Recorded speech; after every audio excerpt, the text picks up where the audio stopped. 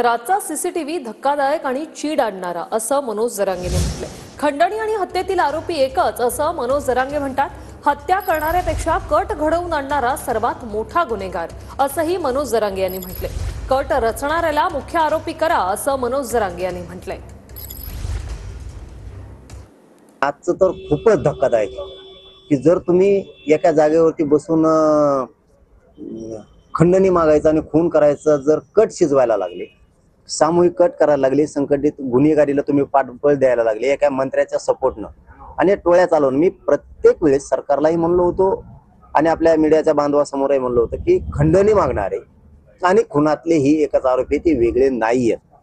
ह्या तीन टीम आहेत असं माझं मत आहे। खंडणी मागायला लावणारा एक वेगळी टीम, खून करायला लावलेली वेगळी टीम आणि करून घेणारा हा एका जागेवर बसलेला आहे। तो सरमाड का काय कोणी ते एका जागेवर बसले ते आणि हे घडून आणतोय।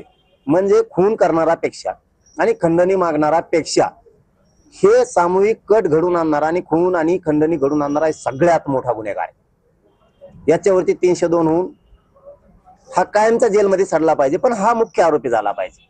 तुम्ही कुठे सदस्य बनवले, आमका बनवले, तमका बनवले,